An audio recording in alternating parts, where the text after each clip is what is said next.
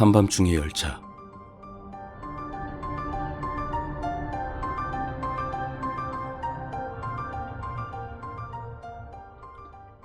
서울에서 대구로 가는 기차를 탔다. 평일인데다 자정이 넘은 시각이라지만 기차칸의 승객이 나 하나밖에 없다는 것은 상당히 겪기 힘든 경우였다. 자리를 옮겨 그래도 사람이 좀 많은 칸을 찾아볼까 생각도 해봤지만 이내 그만뒀다. 애도 아니고 혼자 있는 걸 두려워할 나이는 지났지 않은가. 출발 시간까지는 아직 몇 분이 남아있었다. 아, 맞다. 읽을 거리 사는 거 까먹었네. 어쩔 수 없지 뭐. 역의 매점에서 읽을 거리 사는 걸 깜빡했지만 이제 와서 매점까지 다시 다녀오기엔 시간이 너무 촉박했기에 한숨 자기로 마음먹었다. 좌석에 비스듬히 기댄 채 외투를 벗어 얼굴 위에 헐렁하게 덮어놓았다. 하지만 낮에 잠을 좀 자둔 탓인지 영 잠이 오질 않았다. 몇 분을 그렇게 있다가 도저히 잠이 오지 않았기에 외투를 벗어던지고 차창밖 구경이라도 하고 있을까 생각하던 찰나였다. 기차칸의 문이 열리는 소리가 들려오고 발자국 소리가 내 쪽으로 다가오는가 싶더니 바로 옆쪽 건너편의 좌석에 누군가 털썩 걸터하는 소리가 들렸다. 잠시 뒤 두 사람의 목소리가 들려왔다. 정말 큰일 날 뻔했네요, 선배님. 하마터면 진짜 놓칠 뻔했어요. 그러니까 내가 안마방 착착 가라고 했잖아, 짜샤. 아직 젊은 새끼가 왜 그렇게 밝히는 거야? 안마방 간 거 아니라니까 그러네. 옆에 사람도 있는데 좀 조용히 좀 해주세요, 선배님. 뭐 어때, 자시야? 자고 있는 모양인데. 그러는 이 목소리가 더 크다. 애초에 안마방 매니아가 안마방 간 게 뭐가 그리 이상한 일이야? 목소리의 주인들은 각각 청년과 중년의 남성으로 각자의 목소리는 개성이 뚜렷한 게 직접 보지 않아도 주인의 얼굴이 절로 떠오를 만한 특색이 있었다. 잠을 자는 것처럼 보이는 날 의식한 탓인지 두 명의 목소리가 한층 작아졌지만 눈을 감고 있는 데다 애초에 기차칸이 텅 비었기 때문에 들리는 것엔 별다른 차이가 없었다. 진짜 안마방 간 곳 아니라니까요, 글쎄. 잠시 친구랑 볼일 좀 보고 있었어요. 오랜만에 만난 중학교 동창인데 이렇게 갑자기 부르시고는. 에휴, 별 수 없잖아, 자샤. 너랑 나 빼고 모두 딴 데 묶인 몸인데 그럼. 강치련이 그 새끼 어저께 잡아쳐놓고 좀 쉬나 했더니만. 그래서 무슨 일이라는데요? 몇 마디의 대화를 더 듣자 두 사람이 형사라는 사실을 알 수 있었다. 젊은 목소리의 말로 미루어 보아 무언가 급한 일이 생겨 오밤중에 기차를 타고 내려가는 모양이었다. 여튼 그래서 반장한테 갔더니 이런 씨발 살인이란다, 살인. 그것도 연쇄살인. 벌써 10명 가까이 죽었대. 예? 젊은 목소리에 화들짝 놀라는 소리. 나 역시 얘기를 듣자마자 순간적으로 놀란 나머지 하마터면 헉하는 소리를 낼 뻔했다. 이런 시간에 기차를 타면서 바로 옆자리에 앉은 형사들로부터 살인이니 뭐니 하는 얘기를 엿들을 거라고 상상이나 할 수 있었겠는가. 잠깐의 정적이 흐르는 사이 덜컹거리는 소리를 내며 기차가 출발했다. 외투를 뒤집었어 아무것도 보이지 않는 껌껌한 시야 속에서 기차 소리만 울려 퍼졌다. 젊은 형사가 입을 연 것은 2분 정도가 더 지나고 나서였다. 10명 다 대구에서 죽었답니까? 아까 대구에서 강력계일 맞는 애하고 전화했는데 그런 소리는 않던데요? 아니, 인천이야. 원래 그쪽 애들이 맡고 있던 사건이었는데 오늘 저녁에 유일한 용의자를 서울역에서 목격했다는 제보가 들어왔어. 서 있던 플랫폼 위치가 이 노선의 기차를 탄 것 같다는데. 근데 그건 대구 쪽 애들이 알아서 할 문제지 왜 우리 보고 가라 한답니까? 원래 우리 관할도 아니라면서요. 아직 대구 쪽엔 연락이 안 간 모양이야. 아니, 대체 왜? 아직 언론에 까발려진 내용도 아니니까. 공치사를 다 저쪽에 넘기기엔 아직 이르다는 거지. 말하자면 얘기가 길어져. 내가 형사들이라면 지금 이 기차에 범인이 숨어 있지 않을까 하고 간단한 수색이라도 한번 고려해봤으련만 목격 제보가 들어왔다는 때와 한나절 정도의 차이가 나서인지 그들은 굳이 거기까지 생각이 미치지 않는 듯 했다. 그들의 이야기가 끊어지지 않기를 바라며 난 내가 할 수 있는 최대한 자연스럽게 자는 척을 유지했다. 그럼 우리 둘만 수사 진행하는 겁니까? 형사라고는 해도 두 자릿수의 사람을 죽인 연쇄살인범을 단 2명이서 맞닥뜨린다는 생각 때문일까? 젊은 쪽의 목소리는 약간 떨리고 있었다. 걱정 마라 자샤. 2명만으로 끝을 볼 것 같았으면 아무리 사람이 없기로써니 너 같은 반년짜리 데려오지도 않았겠지. 묶인 일 끝나는 대로 바로 도와오기로 했어. 아마 내일 점심쯤이면 다들 서울에서 기차를 탈 거다. 우린 가서 사전 준비만 먼저 하고 있으면 돼. 그런가요?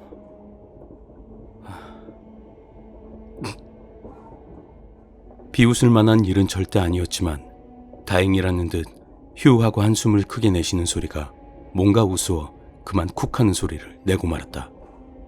바로 숨을 멈추고 바짝 긴장했지만 그 둘에겐 전혀 들리지 않았는지 잠깐의 멈춤도 없이 얘기는 계속 이어졌다. 근데 어떤 미친놈이랍니까? 그게 말이지. 진짜 어이가 없더라니까. 너도 들어보면 알겠지만 이 얘기를 100% 고지고대로 믿어야 할지 말아야 할지 솔직히 모르겠다. 예? 종이장 펄럭거리는 소리, 이어서 젊은 목소리의 탄성. 와, 진짜 잘생겼네요. 직업이 무려 배우란다, 배우. 영화를 찍기로 되어 있었는데 영화 이전에 이미 연극이나 이런 쪽에선 이름난 유망주였대. 근데 그런 유망주께서 어쩌다가 연쇄살인범이 된 겁니까? 뭐 사이코패스나 이런 건가요? 하긴 사이코패스들이 원래 겉으로는 매력이 넘친다고 하더라고요. 아니, 그거랑은 좀 다른 것 같다던데, 의사 말로는. 그러면서 굵은 목소리가 본격적으로 이야기를 풀기 시작했다. 초여름쯤엔가 올 겨울에 촬영을 들어가기로 해놓고 영화 배역이 정해졌다는 거야. 무슨 공포 액션? 뭐 여튼 영화에서 악역으로 나오는 살인범 역할을 맡았다는데 이게 상당히 큰 제작비에 영화계에서는 꽤 알아주는 감독까지 무지 기대작이었다는구만. 당연히 카메라 앞에 처음 찍는 입장에선 긴장이 안 될래야 안 될 수가 없었겠지. 거기 파일 넘겨보면 알겠지만 지인들 말로는 대본 보면서 연기 준비하는데 무지 스트레스 받았대나 봐. 그럼 그 스트레스 때문에 살인을... 아니 임마, 얘기 끝까지 들어봐 이 자식아. 여튼 몇 달이 지나도 연기가 좀처럼 마음대로 되질 않으니까 이 양반이 일종의 극약 처방을 한 모양이야. 하루에 10시간가량을 대본 읽으면서 연습하는 것도 모자라서 평소 생활하면서 마치 자기가 그 배역 속의 인물인 양 행세를 한 거지. 말투나 머리 모양 바꾸는 건 보통이고 평소에 사교성 좋기로 소문난 사람이 지인들끼리의 모임 같은 곳에도 안 나가기 시작하더니 날이 갈수록 연락이 되는 횟수조차 뜸해지고 사건이 벌어지기 일주일 전부터는 친구들이 찾아가 집문을 두드렸는데도 얼굴조차 내밀지 않고 쫓아버렸다고 하더라고. 완전히 작품 속에 나오는 음침하고 기분 나쁜 악역으로 사람이 바뀐 거지. 가택 수사 때는 일기까지 몇 권 나왔대. 일기요? 그래, 작품 속 인물에 몰입하기 위한 일종의 연습 방법이었던 모양인데 작중 인물의 시점으로 쓴 일기가 적혀 있었대. 헌데 이게 과간인 게 일기를 쓰기 시작한 지 얼마 안 된 앞부분은 누가 봐도 그저 어설프게 범죄자 흉내를 내는 일반인의 일기지만 장수가 뒤로 넘어갈수록 점점 증세가 심각해져서 맨 뒤쪽 부분의 경우에는 정말 범죄자의 것과 별다른 차이를 느낄 수 없을 정도라고 하더라고. 범죄 심리적 전문가가 혀를 내두를 정도였다니까 말 다 했지 뭐. 그럼 설마 네 예상대로야. 10명 중 9은 특이한 방법으로 살해당했어. 일단 근육이완제를 써서 피해자를 산채로 제압하고 온몸을 꽁꽁 묶고 신체 모든 부위에 무수한 칼자국을 내는 거지. 내장까지 손상될 정도는 아니지만 출혈이 끊이지 않을 정도로. 그리곤 과다출혈로 죽을 때까지. 상대방을 응시한다. 실제로 범인이 피해자를 죽을 때까지 보고 있었다는 증거도 목격도 없지만 아마 확실할 거야. 대본에 적힌 녀석의 배역의 살해 수법이 바로 그거였거든. 젊은 목소리가 질렸다는 투로 길게 신음을 내뱉었다. 확실히 이미 잔인함의 여부를 떠나 과연 사람의 행위인지 그 자체가 의문이 들 만큼 잔혹한 행위였다. 외국이라면 모를까. 한국의 경우에는 이렇게까지 피해자에게 가학적인 행위를 가하는 연쇄살인범의 전례가 존재하지 않았다. 더욱이 앞으로 범인과 직접 맞댈지도 모르는 형사의 입장에선 보통 소름 돋는 소리가 아니겠지. 그럼 근육 이완제는 어떻게 구했답니까? 병원에서 훔쳤대요. 내가 방금 10명 중에 9명이라고 했지. 다른 피해자들하고 유일하게 다른 방법으로 살해당한 것이 바로 이 간호사였어. 강간당한 후 병원 지하 주차장에 청소 연구하면서 발견됐지. 와, 기가 막히는구만. 전에 그런 건 들어봤어요. 지나치게 몰입해가지고 그때 생긴 정신질환 때문에 죽은 배우가 있다는 얘기. 그래도 이건... 와, 그렇지. 정말 기가 막힌 이야기지. 평소 주위의 평판은 바른 생활 사나이 그 자체였다는데 단지 연기를 열심히 했다는 이유로 극악무도한 살인범이 되다니. 말 그대로 성실히 낳은 비극이네요, 비극. 참, 아이러니하네요. 그리곤 저마다 생각에 잠긴 듯 두 사람의 대화는 여기서 끝났다. 나 역시 이 엄청난 이야기에 곰곰이 생각해보지 않을 수 없었다. 성실히 낳은 비극이라.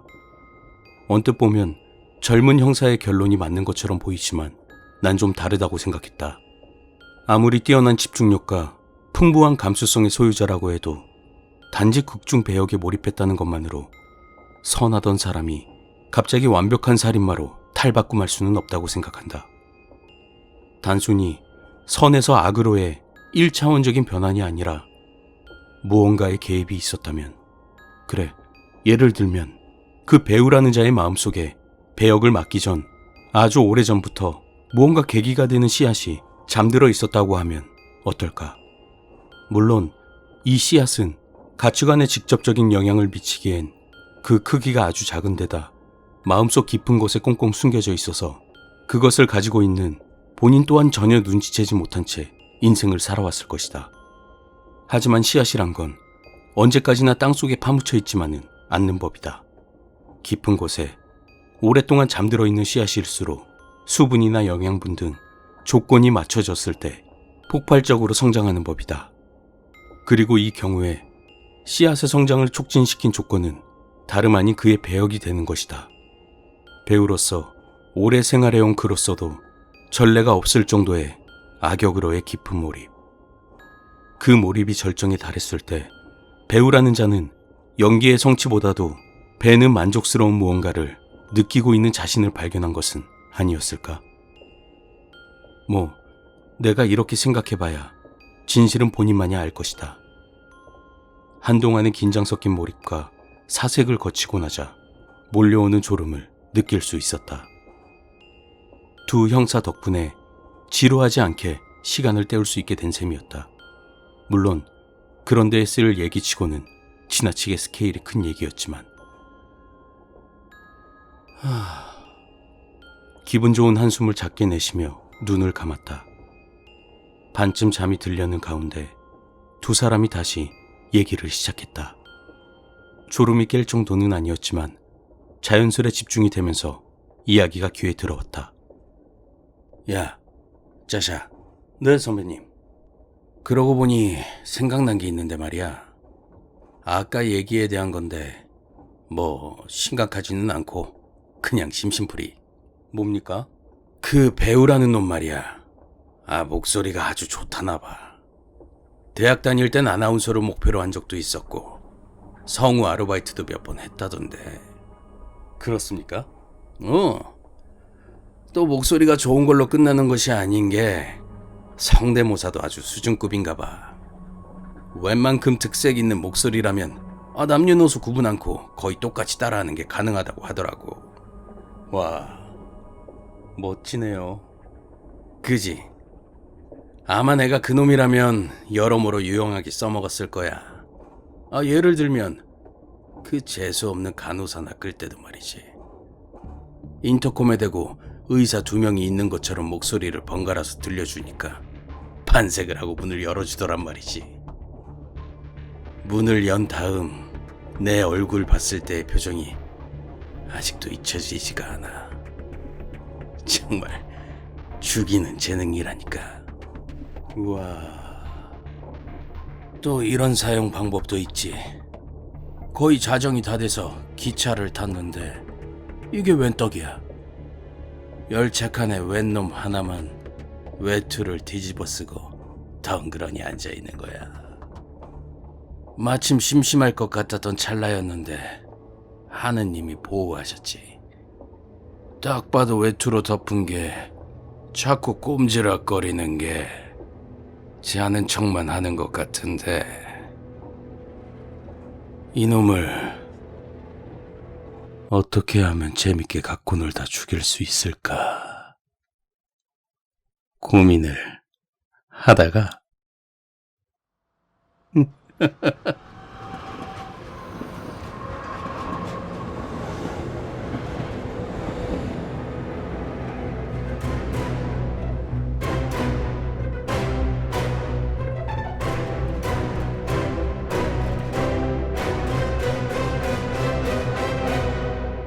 한밤중의 열차.